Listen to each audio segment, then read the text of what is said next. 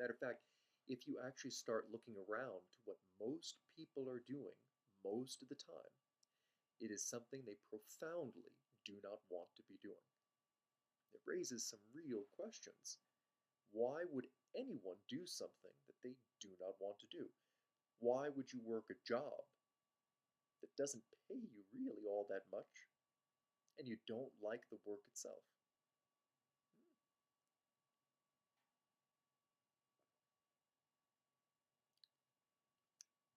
Got any water?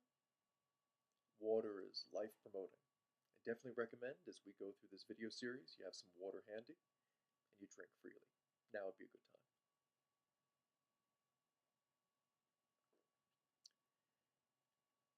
The power of yes really doesn't become clear until we reclaim our no. To reclaim our no, we're going to have to look at some things that may be a little bit uncomfortable for the average adult. Somewhere down the line, from the ages of 2 to 20, we somehow got tricked. We got tricked into doing things we do not want to do because we've been convinced that that's the way the world works. You have to do X, Y, and Z to get A, B, and C. Now, usually, you have to do a certain job to get money to pay for things that you may need or may not need. And whereas this has some truth somewhat to a certain degree, I mean, it's true. If you work, you will collect money, and money can be used in exchange for many of the basic things that we enjoy. Nothing wrong with that system. That is our basic economy. That is capitalism at its finest. Person A gives person B money. Person B provides a good or service. That's a very, very simple, possibly an oversimplification of our economy, but actually, if you look at it, it basically works. So that's the basic system. Where did we get it in our heads that person A has to give person B money, or that person B has to provide something that they don't want to provide? Matter of fact, that actually doesn't really make sense. Wouldn't person A feel much better buying something they really want or really need? And wouldn't person B feel much better providing a good or service they love to provide? Wouldn't that be a better way to approach the economy? I mean, we all have to work. There's nothing, I'm not saying we shouldn't work. I'm saying work is terrific, but only if it's work you really enjoy. Why do something you don't want to do? There's so many different opportunities in the world. There's so many goods and services that one can provide. And lately we're moving much more into an experience economy. An economy where it's not so much the goods and services that we're really looking for, but we're looking for a certain feeling or a certain experience.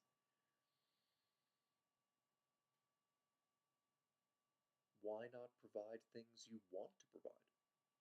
Why not follow your passion and make a living from that? It's the most sensible thing in the world. You'll do much better if you pursue your passion. You'll enjoy it more, and people will respond to you much better. You'll feel much more confident going into a work environment where you are naturally thriving because you love the work, you love the people, you love the clients. You will do better at that job than you would at a job you didn't like. So there's a bit of a strange thing here. What got so many of us convinced that we have to do things that we don't want to do in order to make our living? And what makes us think we have to pay for things that we don't really want in order to get by? Just look at all the things we buy that we really, if you look at it, don't really provide even a fraction of the things they promise to provide.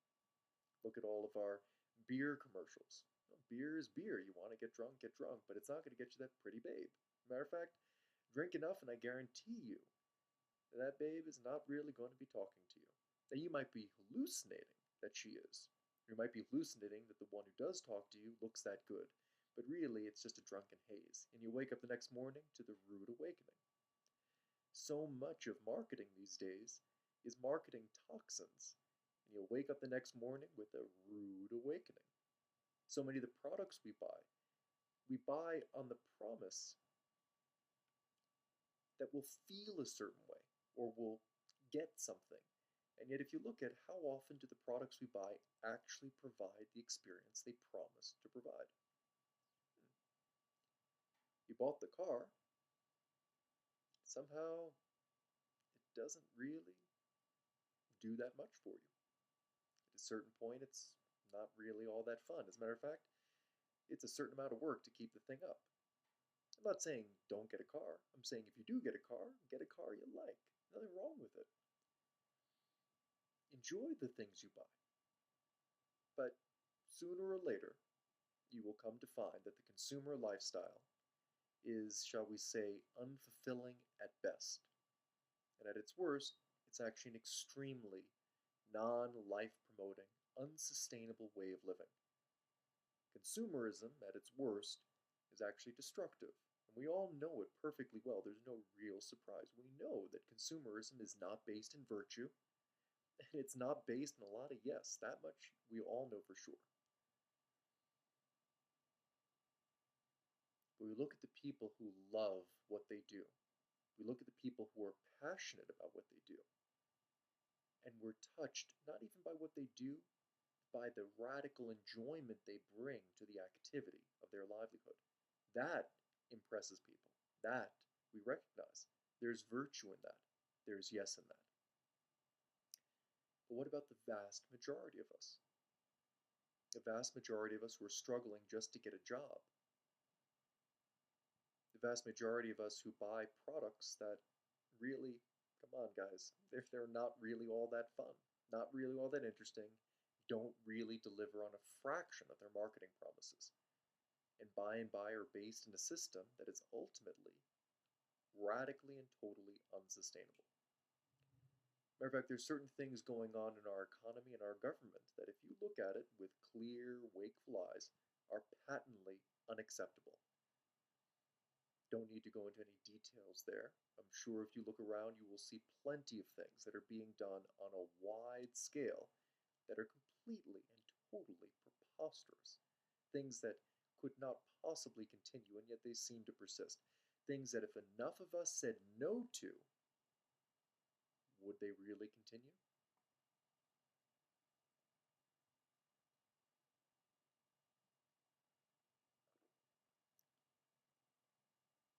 How many of you feel good about the relationship you're in right now? How many of you feel good about the jobs you have? How many of you feel good about what our government is doing overseas? How many of you feel good about what businesses are doing on a wide scale in terms of our environment? How's the legal system working for you? How about our current system of taxation, including property taxes? Are those things working for you? Do you feel good about them? Some of you may say yes, and to that, cheers, good for you. But for many of you, you will see that there are things going on that are absolutely and unquestionably unacceptable. Things that you say no to. It could be as simple as the job that you work that you do not like. It could be as simple as the partner who, when we're really honest, is not much of a partner. Now, mind you, you might not be either. There's always that. But really, if we start looking at it, there are so many things that occur in our everyday experience that we just don't like. We just don't accept. And yet, we really do. Because we don't say anything. We certainly don't say no. We certainly don't walk away. If we look at it, maybe not you, but someone you know. I'm sure you know someone you know who always seems to have something going on that they just can't stand. And they love taking hours to describe just how terrible this next little dramatic incident is. People complain about their work, their partner, the economy, the government. People seem to be remarkably focused on what's not working. But if you notice, as much as they complain, they accept it completely. They accept it. They don't say no to it. They don't do something different. They might complain, but actually, if you look at it, in reality, they're actually saying yes to it. They give it energy, they continue to give it energy, and when they're done with it, they talk about it afterwards. So much of what people are doing on a daily basis is running, bam, smack dab into something they don't want, bam, doing a job they don't like, bam, trying to make a relationship work that they know they don't want, bam again, bam again, bam again. They just run smack dab right into the fence post of what they do not want.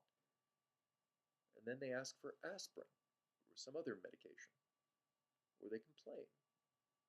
But in truth, if you look at it with clear eyes, they are saying yes to something that in every way their body mind is saying no to. Hence a lot of the confusion. The confusion comes when we have been conditioned to say yes consciously to that which the entire rest of us says no to. That is the predicament that most of us find ourselves in today. When we talk about the power of yes and no, what we really mean first, before making any radical changes, we just start to examine what is our yes? What is our total body yes? Then we start looking at what's our no. Once the yes is clear, the no becomes very clear. First, you got to really connect to what you do want. Otherwise, what will happen is you'll just focus on what you don't want, and that doesn't take us anywhere. It also doesn't take you to the no. See, noticing you don't want something is completely different than saying no to it. To say no means to create a barrier, a reminder that you will not give any more energy to it. If you fight against something, you're giving energy to it. If you fight it, if you resist it, you're in truth saying yes to it. Matter of fact, anything that you give energy to, you are saying yes to. But something that you say no to is setting up that boundary, that barrier, and then literally, in many cases, walking away, ignoring, refusing to give energy to. That, my friends, is no.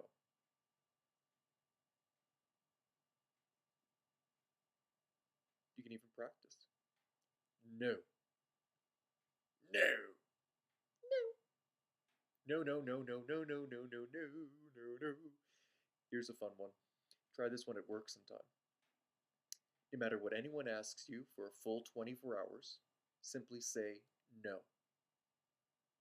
No explanations, no descriptions, no excuses. Just no. Hey Bob, would you mind getting me some coffee?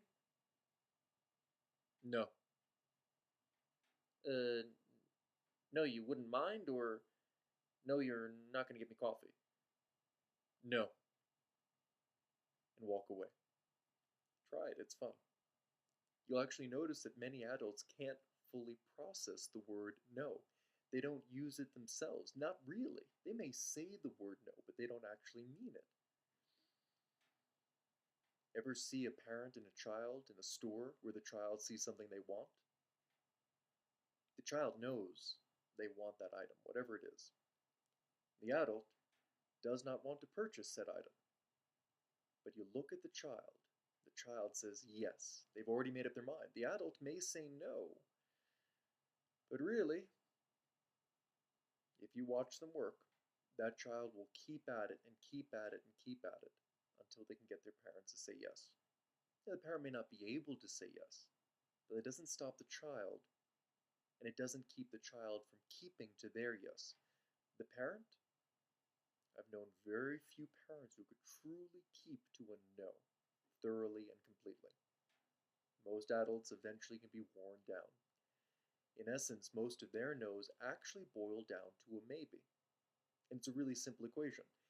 If you make it more painful for them to say no than to say yes, they will say yes.